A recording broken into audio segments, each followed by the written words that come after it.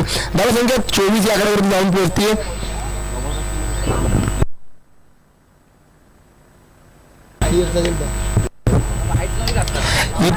इथे पुन्हा एकदा चेंडू फसला, क्षेत्र चेंडावून बॉल, परंतु जर बघितलं फ्रीचा चेंडू होता. फलंदाजाला इथे जीवदा नक्कीच असेल.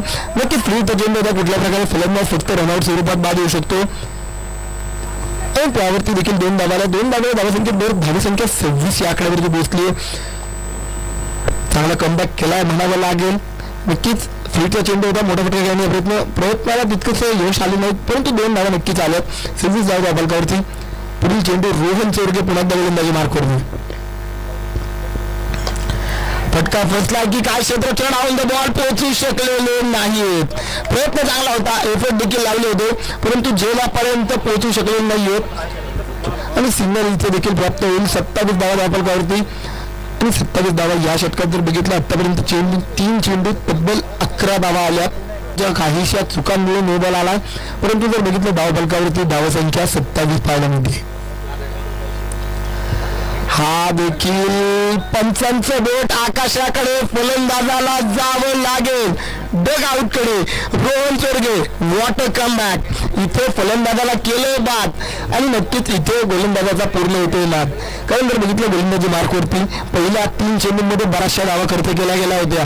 त्यानंतर रोहन चोरगेंनी कमबॅक झाला होता बाद.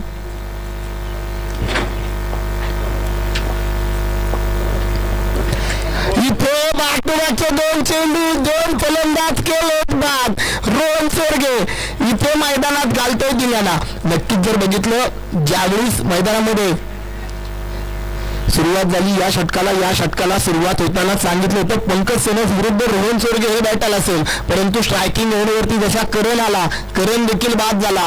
त्यानंतर हर्ष आला, हर्षला पहिल्या चेंडूवरती इथे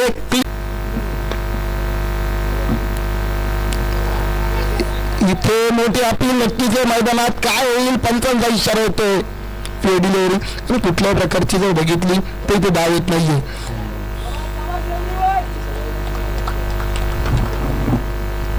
रोहन पुन्हा एकदा गोलंदाजी मार्कवरती सज्ज होते. फटका फसला की काय, रोहन चोरगे चेंडू खाली येतोय, टिपला जातोय झेल आणि संपतो इथे पंकज सनस यांचा खेळ. इथे Pankaj Sanas back to the pavilion होते. नक्कीच म्हणलं होतं या 2 खेळाडूंमध्ये जर बघितलं खूप मोठं बॅटल होतं. दोन्ही खेळाडूंची क्षमता मोठी आहे, खेळाडूंचं वर्चस्व मोठं आहे. इथे गोलंदाजी मार्कवरती जर बघितलं काम करतो तो अष्टपैलू खेळाडू गोलंदाजी मार्कवरती रोहन चोरगे.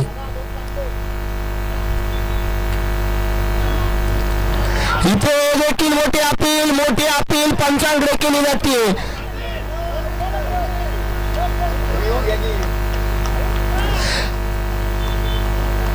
पंचांचं बोट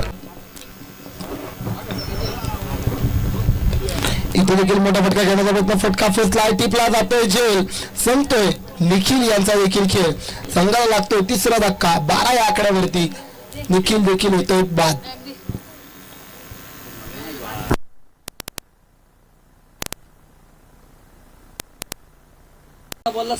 लखन जाधव,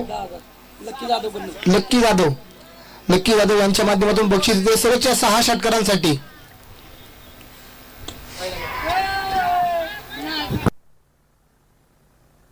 टिपला जातोय झेल, शरद पारगे यांचा संपतोय खेळ. लक्ष्मण जाधव यांनी मात्र रोहन चोरगे यांसाठी 500 रुपयाचं पारितोषिक होतं. सन्माननीय तुषारदी बोंडवे यांच्या माध्यमातून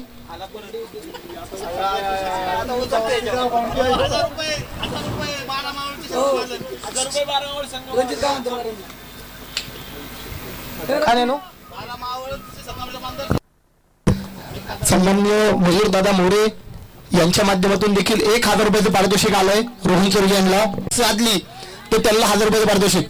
इथे करण राठोडकर नवीन फलंदाज मैदानात आला तसा गेलाय. धक्का क्रमांक बसतोय इथे आणि नक्कीच जर बघितलं विकेट क्रमांक 2 बॅक टू बॅकचे 2 चेंडू. इथे बक्षिसांची खैरात चालू आहे.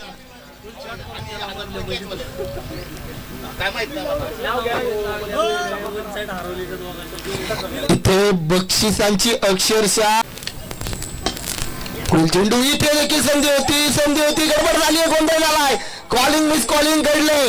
इथे फलंदाजाला आपली विकेट गमावी लागेल. आणखी एक धक्का या षटकात लागतोय.